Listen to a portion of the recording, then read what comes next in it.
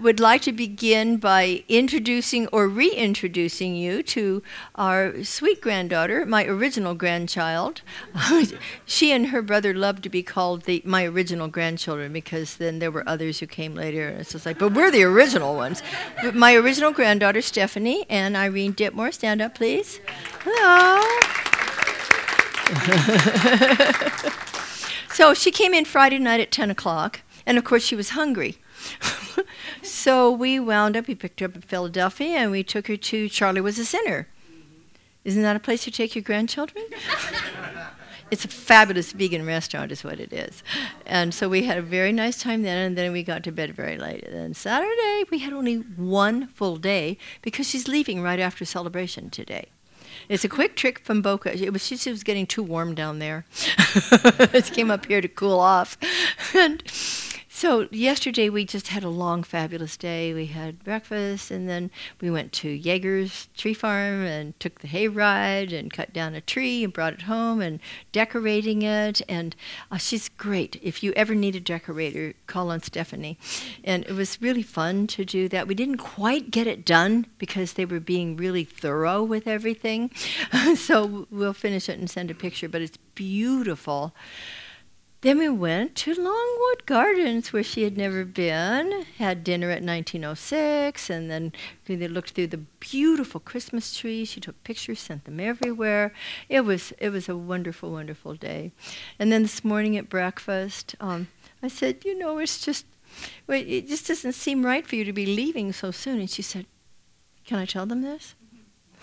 She says, well, I'm kind of like Jesus. I can't stay too long at one house. I have other trees to decorate.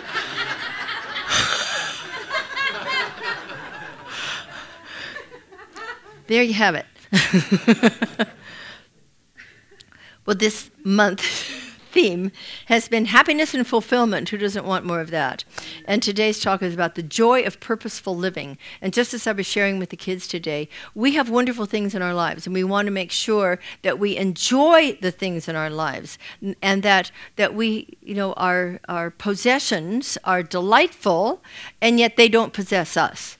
And we become more aware of what brings true lasting joy. And that's really becoming aware that we have purpose. We each have purpose.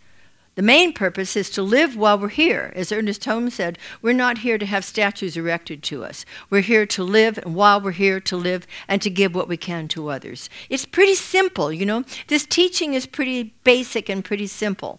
It's be alive. And Jesus did say, I come to bring life and that you might have it more abundantly. Now, abundantly is up to what each of us determines it to be. Lots of love in our life, lots of joy in our life, and some good things too. It's absolutely appropriate. So we were destined for that. But as Dennis Merritt Jones says in that wonderful book, The Art of Abundance, the quintessential question is, how shall you serve in a manner that honors the life you have come here to live? True happiness comes from creating a meaningful life. For you and I are inlets and outlets of the one divine life. Isn't that a great awareness? We don't have to strive. We don't have to struggle. We need to open our consciousness, our hearts and our minds to that divine flow of infinite life that is here to express through each of us abundantly. We become beautiful openings, beautiful inlets, and then we also allow ourselves to be the outlets, just as we heard earlier from Monet. We are the lights. There's one light, we all participate in that light. And no matter what the faith tradition may have ever been, the light is still one light. And the way we express that light is individualized, depending on what it is that we're called to bring from deep within ourselves, because everybody comes here with gifts. Our capacity for joy, our capacity for service, our capacity for growth, is in the infinite, and is never contingent upon outer circumstances. Most everybody knows that the Chinese symbol for crisis, I can't draw it, but I've seen it, that the Chinese symbol for crisis really has two faces to it, danger and opportunity. So when a crisis comes, we can feel like something's dangerous, But we can instantly move to the awareness that this is our opportunity in a greater divine life to bring something new into our lives, possibly to bring something new to another person or even into the world. There was an experiment at Amherst College many, many years ago. They grew a huge squash. Do you remember that?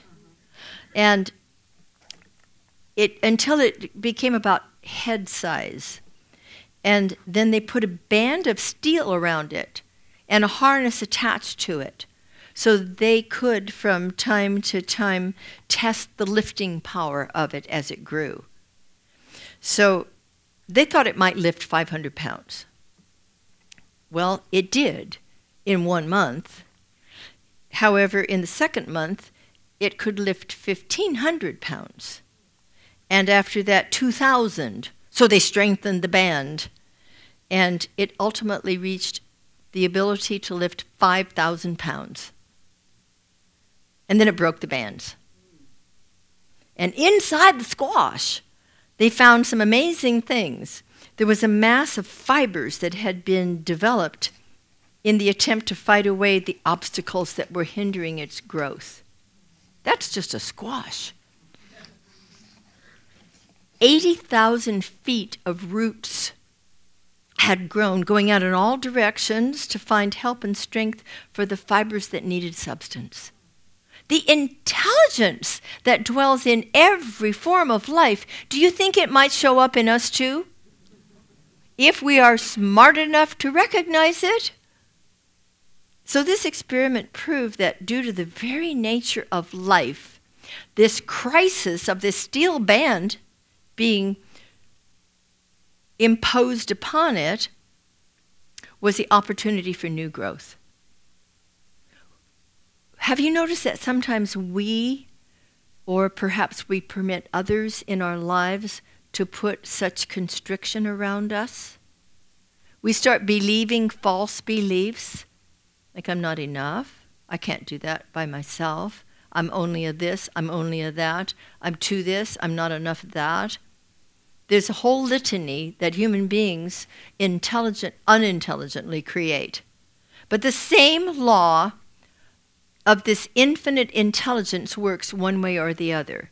When I use it to be saying to myself, within myself, believing something or saying it out loud that is negative, I'm enforcing the negative. The law simply takes it just like it takes whatever I plant in the soil. The infinite law of mind is the creative medium of the infinite mind of God. And what we drop into that shows up. It's just natural, like when we mix certain colors, then we're going to have a result of blue and red makes purple. And it doesn't matter if you're 2, it doesn't matter if you're 92, it doesn't matter if you even speak any particular language, the law is going to result in that. If I plant seeds that are negative, the law is going to say, okay, it's not going to say anything, it's just going to produce what I believe. Because as Jesus taught us, it is done unto you as you believe, not as you're hoping, not as you're wishing, as you truly believe. And that's why it's really a very helpful thing for us to look from time to time to see what's in my subconscious mind. What am I really believing here? The lip service may be just that. All is well, I am fine. How about there is a divine life within me that is powerful. It's a power for good. It's a power that overspans eternity, and it's right here and it's mine to use. I'm an inlet for that precious life, and I'm an outlet so that I can use my creative gifts. And the joy of living on purpose comes from touching deeply into that place that we all can touch into and bring about our gifts, improve our lives, show our neighbors how good it can be without a word. Just model it. Just live from that deep place within us, and we discover what our gifts are. We discover beautiful divine purposes. Now, this is not something that's been made up for us. Okay, now, Susie is going to do this one well, and Charlie, he'll do another one in a different way. No, it's up to us. There's gifts that come with us because it's just innate. We have certain propensities. Maybe we're great at drawing. Maybe we're wonderful about drawing people into our lives.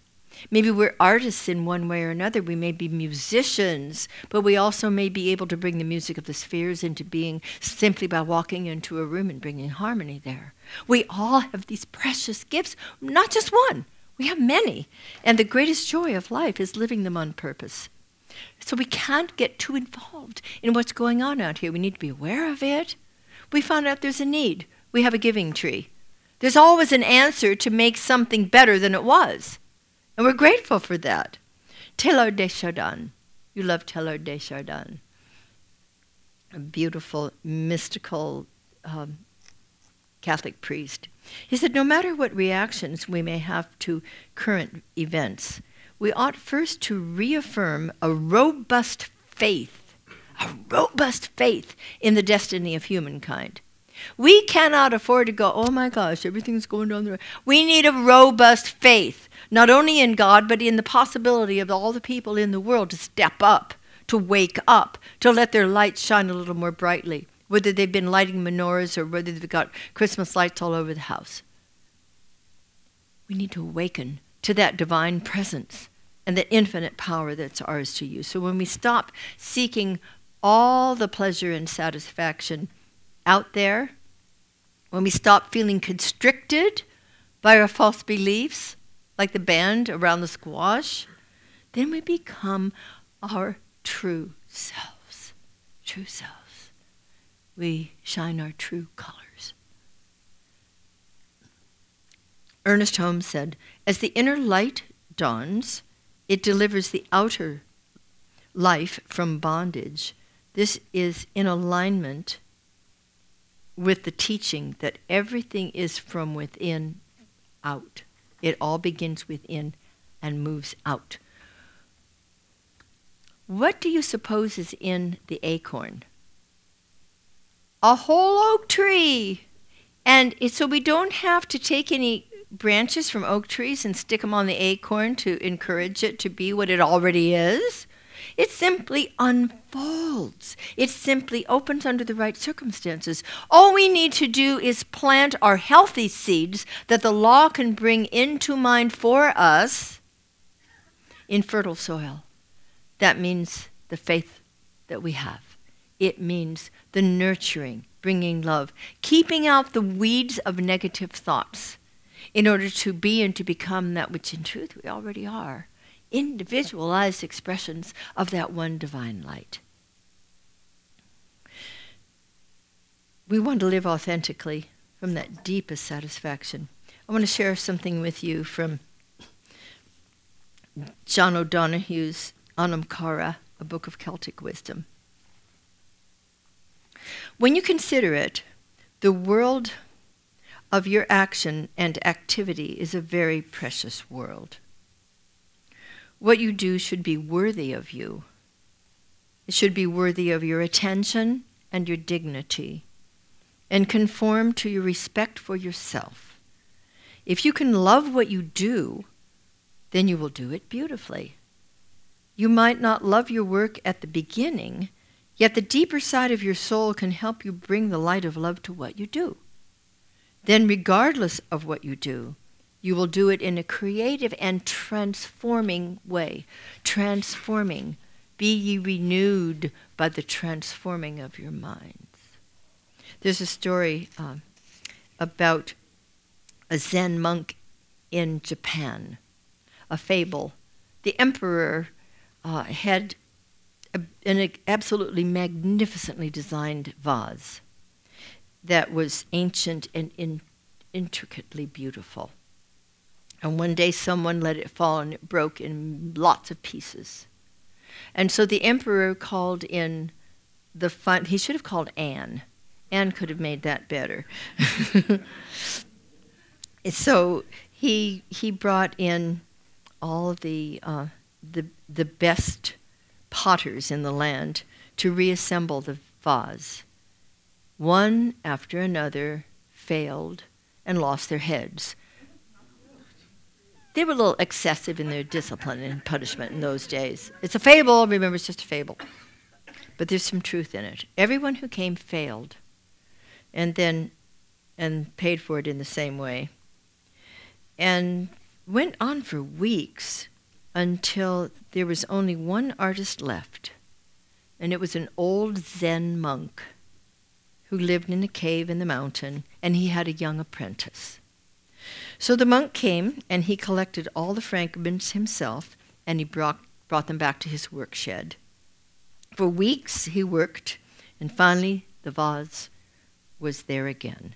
So the apprentice took it and thought, oh, it was just so beautiful, just so beautiful. And the two of them made the journey to the city and brought this exquisite vase into the palace. So the emperor and all his courtesans beamed in admiration at the beauty of the reassembled vase. And then the old Zen monk was graciously rewarded, and he and his young apprentice went back to their cave in the mountains. One day the young apprentice was cleaning up in the workroom, and he came upon all the fragments of the vase. And he couldn't wait to run to his master and say, "Look at all the fragments of the vase. You never assembled them at all. How did you make a vase as beautiful as the ancient one that was broken?" And the master said, "If you do the work that you do from a loving heart, you will always be able to make something beautiful." And John O'Donohue concludes this part with a blessing, a Celtic blessing.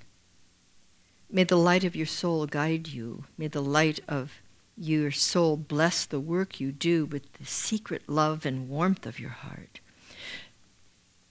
May you see in what you do the beauty of your own soul. May the sacredness of your work bring healing, light, and renewal to those who work with you and to those who receive your work.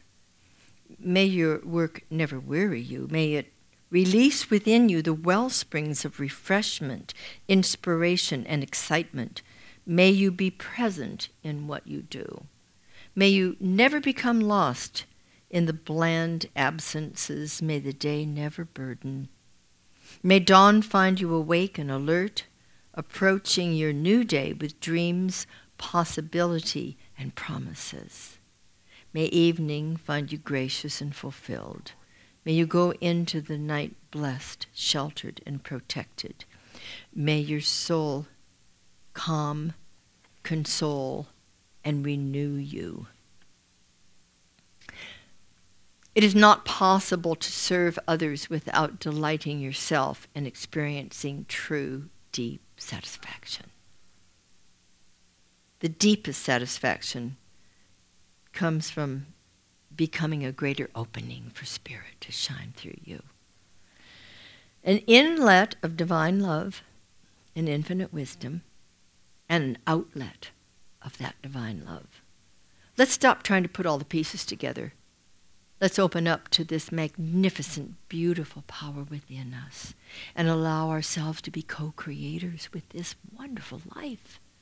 The joy of fulfillment, the ability to let our shining lights touch others and encourage them to awaken to who they truly are as well. This is our divine mission, and I'm accepting mine. Are you accepting yours? Yes, please? All right. Will you say with me, I live largely from the center of my being. I live largely from the center of my being. I am willing to make a difference in my life. I am willing to make a difference in my life. I am ready to make a difference in the lives of others. I am ready to make a difference in the lives of others. You know, I believe you when you talk that way. And so, my beloveds, beginneth our lesson. Okay.